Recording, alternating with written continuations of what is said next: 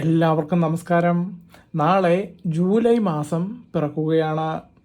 വാസ്തവത്തിൽ നമ്മൾ ആരുടെ ജീവിതം എടുത്തു നോക്കിയാലും ശരി, എനിക്ക് ഉയർച്ച ഉണ്ടാകണമേ ദൈവമേ എന്ന് പ്രാർത്ഥിച്ചുകൊണ്ടാണ് നമ്മൾ ഓരോരുത്തരും നമ്മളുടെ ആ ഒരു ദിവസം ആരംഭിക്കുന്നത്.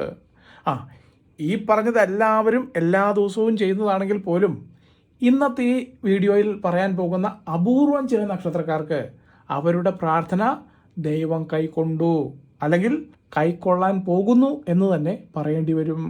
കാരണം ജീവിതത്തിൽ ഇന്ന് വരെ അവർ അനുഭവിച്ച കഷ്ടപ്പാടുകൾക്കും ദുരിതങ്ങൾക്കും ഇതിനൊരു അറുതി വരില്ലേ, അല്ലെങ്കിൽ ഇതിനൊരു അവസാനം ഉണ്ടാകില്ലേ എന്ന് മനസ്സുരുകി പ്രാർത്ഥിച്ച ആ 4 നക്ഷത്രക്കാരെ കുറിച്ചാണ് ഇപ്പോൾ ഇവിടെ പറയാൻ പോകുന്നത്. ഇവരെ സംബന്ധിച്ച് പറയുമ്പോൾ ഓരോ പുതിയ മാസം തുടങ്ങുമ്പോഴും ഒരു പുതിയ പ്രതീക്ഷ ഇവർക്ക് തീർച്ചയായിട്ടും ഉണ്ടാകും. അതായത് ഈ മാസമെങ്കിലും എൻ്റെ ജീവിതത്തിൽ നല്ലത് എന്തെങ്കിലും ഒന്ന് സംഭവിക്കില്ലേ എന്നുള്ള ആ ഒരു സുദീർഘമായിട്ടുള്ള ഒരു ചോദ്യമാണ് ഇവരുടെ ജീവിതം ഇവരെ മുന്നോട്ട് നയിപ്പിക്കാൻ പ്രേരിപ്പിക്കുന്നത്. അപ്പോൾ ഇവിടെ പറഞ്ഞു വരുന്നത് ആ ഒരു കാത്തിരിപ്പിന്, അല്ലെങ്കിൽ ആ ഒരു പ്രാർത്ഥനയ്ക്ക് ഈ ജൂലൈ മാസത്തോടെ ഒരു വലിയ മാറ്റം വരാൻ പോവുകയാണ്. അതുകൊണ്ട് തന്നെ ഇവർക്ക് ഇവരുടെ കഴിഞ്ഞു പോയ ജീവിത പരാജയങ്ങളിലേക്ക് ഇനി തിരിഞ്ഞു പോലും നോക്കേണ്ടി വരില്ല. കാരണം ഉയർച്ചയുടെ കൊടുമുടിയിലേക്കാണ് ഇവർ നടന്നു കയറാൻ പോകുന്നത്. അത് സാമ്പത്തികമാകാം, ആരോഗ്യപരമായിട്ടാകാം, അല്ലെങ്കിൽ ഈ ദാമ്പത്യ പ്രണയ ബന്ധങ്ങൾ പോലുള്ള റിലേഷൻഷിപ്പുകളിൽ നിന്നും രൂപപ്പെട്ട ബന്ധങ്ങളും ആകാം. എന്തായാലും ശരി, ശുക്രൻ വ്യാഴം എന്നീ 2 ഗ്രഹങ്ങൾ നിങ്ങൾക്കിപ്പോൾ ഭാഗ്യസ്ഥാനത്താണ്. ഇനി ഇപ്പോഴത്തെ ഗ്രഹനില പറയാം. ഈ ഗ്രഹനിലയുടെ അടിസ്ഥാനത്തിലാണ് നമ്മളിവിടെ ഗണിതമെടുത്തിരിക്കുന്നത്. നിങ്ങൾ കലണ്ടറിൽ നോക്കിയാൽ ജൂലൈ 1 തീയതി അത് ബുധനാഴ്ചയായിട്ടായിരിക്കും അതിൽ കാണിക്കുന്നത്. എന്നാൽ നക്ഷത്രപ്രകാരം ജൂലൈ 1 തീയതി ചൊവ്വാഴ്ച, അതായത് നാളെയാണ് ആരംഭിക്കുന്നത്. ആ സമയത്തുള്ള ആ ഗ്രഹനില ചൊവ്വ ഇടവം രാശിയിലും, സൂര്യൻ മിഥുനം രാശിയിലും, ബുധനും ശുക്രനും വ്യാഴവും കർക്കിടകൻ രാശിയിലും, കേതു ചിങ്ങം രാശിയിലും, ചന്ദ്രൻ ധനുരാശിയിലും, രാഹു കുംഭം രാശിയിലും, ശനി മീനം രാശിയിലുമാണ് അപ്പോൾ സ്ഥിതി ചെയ്യുന്നത്. ഇവിടെ ഇപ്പോൾ ഈ ഗ്രഹനില വായിച്ചപ്പോൾ തന്നെ ഈ ഗ്രഹനിലയെ പറ്റി അറിയാവുന്ന ആളുകൾ ഒന്ന് ആശ്ചര്യപ്പെട്ടു പോയിട്ടുണ്ടാകും. കാരണം ഒരാൾക്ക് ഭാഗ്യവും സമ്പത്തും നിലനിർത്തുന്ന ഗ്രഹമാണ് വ്യാഴം. എന്നാൽ നിലവിൽ വ്യാഴം നിൽക്കുന്ന അതേ രാശിയിൽ തന്നെയാണ് സമ്പത്തിൻ്റെ കാരകനായ ശുക്രൻ നിൽക്കുന്നതും. ഇങ്ങനെ വരുമ്പോൾ എന്താണ് സംഭവിക്കാൻ പോകുന്നതെന്ന് ഞാൻ പറയാതെ തന്നെ നിങ്ങൾക്കറിയാം. അതായത് സമ്പത്തിൻ്റെയും ഐശ്വര്യത്തിൻ്റെയും സൗഭാഗ്യത്തിൻ്റെയും അധിപതികളായ ആ 2 പ്രബല ഗ്രഹങ്ങൾ, അതായത് വ്യാഴവും ശുക്രനും ഒരേ രാശിയിൽ സംഗമിച്ചാൽ പൊടിപൂരമായിരിക്കും സംഭവിക്കുന്നത്. മാത്രവുമല്ല, ഈ സമയം ഈ 2 പേരെ കൂടാതെ കർക്കിടകൻ രാശിയിൽ മറ്റൊരാൾ കൂടിയുണ്ട്. അതായത് ബുധനും കൂടി ഈ സമയത്ത് അവിടെ നിൽക്കുന്നുണ്ട്. അതുകൊണ്ട് തന്നെ അവിടെ വിവേകവും കൂടി വന്നു ചേർന്നിരിക്കും. അപ്പോൾ ഇവർ 3 കൂടി ചേരുമ്പോൾ ശക്തമായ അഷ്ടലക്ഷ്മി യോഗത്തിന് തുല്യമായ മഹാധനയോഗം അവിടെ രൂപപ്പെടുകയാണ്. ഇതിനൊപ്പം തന്നെ കർമ്മത്തിൻ്റെ ഗ്രഹമായ ശനിയുടെ വക്രഗതിയിലുള്ള സഞ്ചാരവും ഈ പറയാൻ പോകുന്ന 4 നക്ഷത്രക്കാർക്ക് അനുകൂലമായ ഒരു പ്രകമ്പനം സൃഷ്ടിച്ചിരിക്കും. അപ്പോൾ ആ കൂടി ചുരുക്കി പറഞ്ഞാൽ വ്യാഴത്തിൻ്റെ അനുഗ്രഹവും ശുക്രൻ്റെ സാമ്പത്തിക കടാക്ഷവും ശനിയുടെ കർമ്മഫലവും ഇവ ഒരുമിച്ച് ചേരുന്ന അപൂർവങ്ങളിൽ അപൂർവങ്ങളായിട്ടുള്ളൊരു ഗ്രഹനിലയാണ് ഈ ജൂലൈ മാസത്തിൽ രൂപപ്പെടുന്നത്. അങ്ങനെ നോക്കുമ്പോൾ ഈ ഗ്രഹങ്ങളുടെ അനുകൂലമായ കിരണങ്ങൾ നേരിട്ട് പതിക്കുന്ന നക്ഷത്രക്കാരിൽ ആദ്യത്തെ നക്ഷത്രമായിട്ട് നമുക്കിവിടെ രാശിഫലങ്ങളിൽ കിട്ടിയിരിക്കുന്നത് അശ്വതി നക്ഷത്രമാണ്. മേടക്കൂറിൽ ഉൾപ്പെടുന്ന അശ്വതി നക്ഷത്രക്കാർക്ക് ജൂലൈ മാസം മുതൽ ലഭിക്കാൻ പോകുന്നത് സ്വപ്നതുല്യമായ നേട്ടങ്ങളാണ്. പറയാൻ കാരണം മേടം രാശിയുടെ അധിപനായ ചൊവ്വയുടെ രാശിമാറ്റം അശ്വതി നക്ഷത്രക്കാർക്ക് വല്ലാത്തൊരു ഊർജം ഉറപ്പായിട്ട് നൽകും. ഇതിനു പുറമെ ധനസ്ഥാനത്തേക്ക് വ്യാഴത്തിൻ്റെ ദൃഷ്ടി പതിക്കുന്നത് കൊണ്ട് സാമ്പത്തികമായി ഇവർക്ക് വൻ കുതിച്ചുചാട്ടം ഉറപ്പായിട്ടും ഉണ്ടാകും.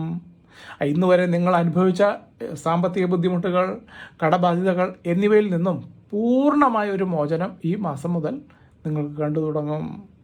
പല വഴിക്ക് പണം വന്നു ചേരും. ബിസിനസ് ചെയ്യുന്ന അശ്വതി നക്ഷത്രക്കാർക്കാണെങ്കിൽ വലിയ ലാഭം നിങ്ങളുടെ ആ ബിസിനസ്സിൽ നിന്നും കൊയ്യാൻ സാധിക്കും.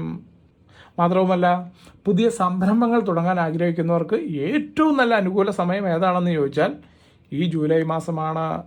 അതുപോലെ തന്നെ നിങ്ങളുടെ കർമ്മരംഗത്ത്, അതായത് നിങ്ങളിപ്പോൾ ചെയ്യുന്ന ജോലി ചെറുകിട ജോലിയാവട്ടെ വൻകിട ജോലി ആയിക്കോട്ടെ, നിങ്ങൾക്ക് ആ ജോലിയിൽ വലിയ അംഗീകാരങ്ങളും സ്ഥാനമാനങ്ങളും വന്നു ചേർന്നിരിക്കും. മാത്രവുമല്ല, ഏറെക്കാലമായിട്ട് പ്രസ്തുത ജോലിയിൽ ഒരു പ്രമോഷന് വേണ്ടി കാത്തിരിക്കുന്നവർക്ക് അത് ലഭിക്കാനുള്ള എല്ലാവിധ സാധ്യതയും കാണുന്നുണ്ട്. ഈ നക്ഷത്രക്കാരിൽ വിദേശത്തേക്ക് പോകാൻ ശ്രമിക്കുന്ന ഈ അശ്വതി നക്ഷത്രക്കാർക്ക് അതിനുള്ള തടസ്സങ്ങൾ ഉറപ്പായിട്ടും മാറിക്കിട്ടും. അതുപോലെ തന്നെ നഷ്ടപ്പെട്ടു എന്ന് നിങ്ങൾ കരുതിയ ആ സന്തോഷവും സമാധാനവും നിങ്ങളുടെ കുടുംബത്തിലേക്ക് ഉടനെ തിരിച്ചു വരും. ആരോഗ്യപരമായി ഉണ്ടായിരുന്ന ചെറിയ ചെറിയ ബുദ്ധിമുട്ടുകൾ പോലും ഈ ഗ്രഹമാറ്റത്തോടു കൂടി, അതായത് ഈ ജൂലൈ മാസത്തോടു കൂടി നിങ്ങളിൽ നിന്നും മാറിപ്പോകും.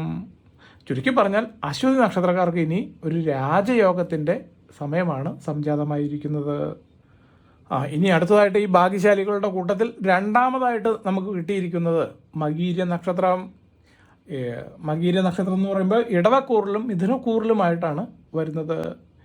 ഈ മകീര നക്ഷത്രക്കാരെ സംബന്ധിച്ചിടത്തോളം ശുക്രൻ്റെ ഈ സഞ്ചാരം ഏറ്റവും കൂടുതൽ ഗുണം ചെയ്യാൻ പോകുന്നത് നിങ്ങൾക്കാണ്.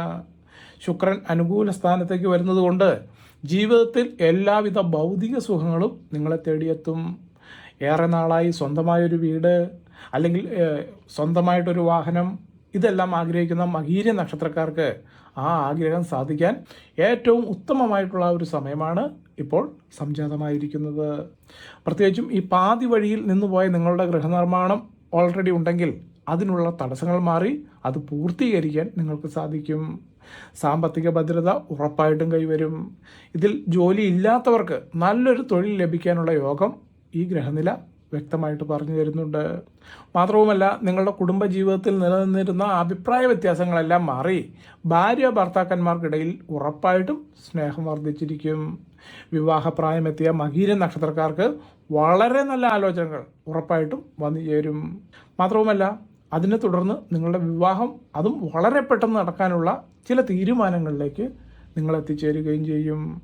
ഇതിലെ വിദ്യാർത്ഥികൾക്ക് അവരുടെ പഠനകാര്യങ്ങളിൽ ഉന്നത വിജയം നേടാൻ സാധിക്കുന്നതായിരിക്കും. മനസ്സിന് വല്ലാത്തൊരു സന്തോഷവും സമാധാനവും ലഭിക്കുന്ന ഒരു കാലഘട്ടമാണ് ഈ പറഞ്ഞ ജൂലൈ മാസ കാലഘട്ടം. അതുകൊണ്ട് തന്നെ നിങ്ങൾ മകീര നക്ഷത്രക്കാർ നിങ്ങളെ കൊണ്ടാകുന്നത് പോലെയുള്ള പ്രാർത്ഥനകളും വഴിപാടുകളും ചെയ്ത് മുന്നോട്ട് പോകാൻ ശ്രമിക്കണം. മറ്റ് വഴിപാട് കാര്യങ്ങളെക്കുറിച്ചിട്ട് ഏറ്റവും അവസാനം പറയാം.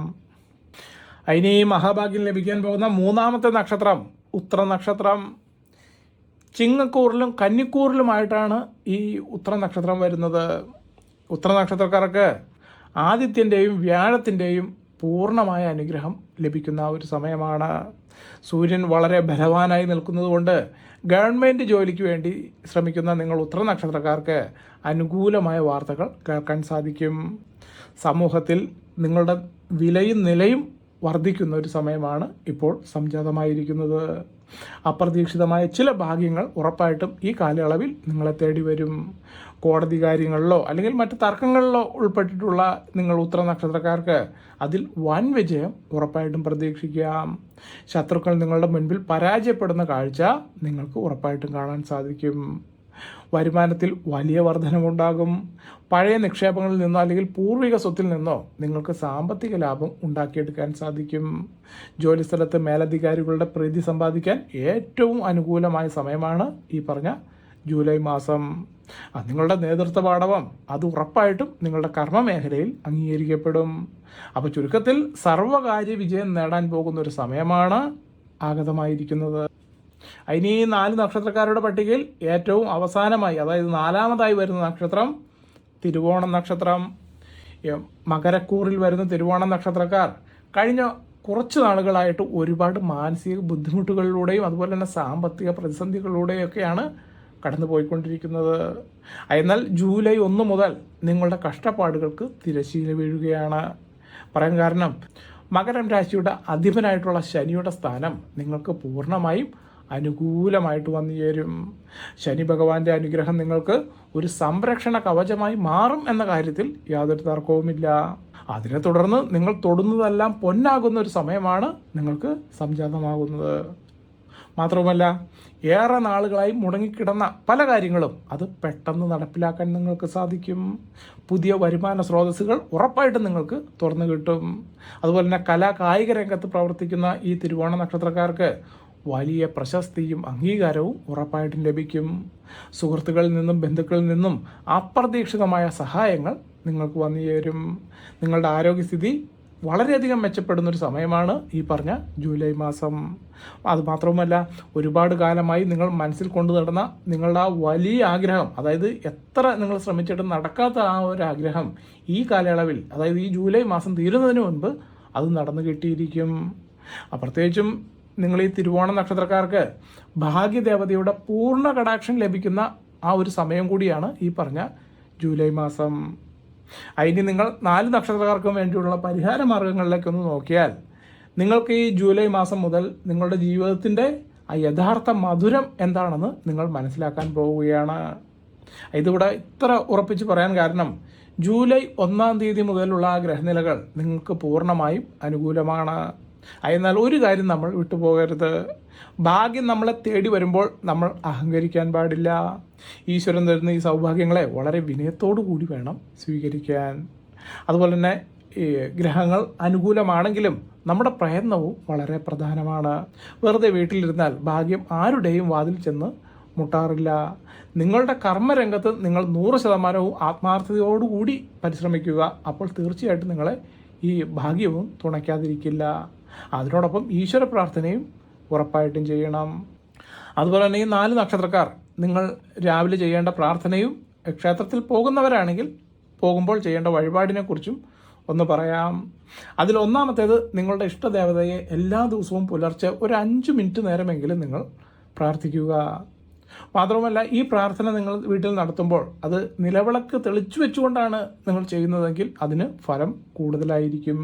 പറയാൻ കാരണം, ഒരു നിലവിളക്കോ ഒരു ചന്ദനത്തിരിയോ തെളിച്ചു വെച്ചിട്ടാണ് നിങ്ങൾ പ്രാർത്ഥിക്കുന്നതെങ്കിൽ ആ അഗ്നിയുടെ സാമീപ്യം അവിടെ ഉള്ളതുകൊണ്ട് തന്നെ നിങ്ങൾ പോലും അറിയാതെ നിങ്ങളുടെ വീട്ടിലേക്ക് ഐശ്വര്യം വന്നു ചേരും. കാരണം ഇത് നിലവിളക്കോ ചന്ദനത്തിരിയോ ഉള്ളതുകൊണ്ട് മാത്രമല്ല, ഒരു അഗ്നിയുടെ പ്രസൻസ് അവിടെ ഉള്ളതുകൊണ്ടാണ് ഇത് സംഭവിക്കുന്നത്. അതുപോലെ തന്നെ വ്യാഴത്തിൻ്റെ അനുഗ്രഹം ഓൾറെഡി നിങ്ങൾക്ക് കിട്ടുന്നുണ്ടെങ്കിലും അത് പരിപൂർണമായി ലഭിക്കാൻ വേണ്ടി വ്യാഴാഴ്ച ദിവസങ്ങളിൽ മഹാവിഷ്ണു ക്ഷേത്രത്തിൽ ദർശനം നടത്തുന്നത് അത്യുത്തമമായിരിക്കും. അതുപോലെ തന്നെ നിങ്ങളെക്കൊണ്ടാകുന്ന രീതിയിൽ നിങ്ങളുടെ വരുമാനത്തിൻ്റെ ഒരു ചെറിയ പങ്ക് പാവപ്പെട്ടവർക്കോ അനാഥർക്കോ സഹായമായി നൽകുക. അന്നദാനം ആപത്തുകളെ തടയും എന്നാണ് പറയുന്നത്. പ്രത്യേകിച്ചും മനസ്സറിഞ്ഞു കൊടുക്കുന്ന ദാനം ഈ പറഞ്ഞ പോലെ ഉറപ്പായിട്ടും നിങ്ങൾക്ക് ഒരു ഷീൽഡായിട്ട് മാറും. അതെങ്ങനെ മാറുമെന്ന് ചോദിച്ചാൽ, നമ്മുടെ നിത്യജീവിതത്തിലെ സകല ദോഷങ്ങളെയും ഇല്ലാതാക്കി വലിയൊരു പുണ്യമായിട്ടായിരിക്കും ഈ പറഞ്ഞ ദാനം നമുക്ക് മാറുന്നത്. ഒരു പക്ഷേ ഈ ഫലപ്രവചനങ്ങൾ നിങ്ങൾ കേൾക്കുന്നത് വിദേശ രാജ്യങ്ങളിൽ ഇരുന്നുകൊണ്ടാണെങ്കിൽ നിങ്ങളുടെ പേരും ജന്മനക്ഷത്രവും താഴെ കമൻറ്റ് ബോക്സിൽ തന്നാൽ മതിയാകും. അത് പ്രാർത്ഥനയിൽ ഉൾപ്പെടുത്തി ആത്മാർത്ഥമായി പ്രാർത്ഥിക്കാം. അപ്പോൾ ഇത്രയും വിവരങ്ങളാണ് ഇതിൽ പറയാൻ ആഗ്രഹിച്ചത്. എല്ലാവർക്കും നല്ലൊരു ദിവസം ആശംസിച്ചുകൊണ്ട് നിർത്തുന്നു. നന്ദി, നമസ്കാരം.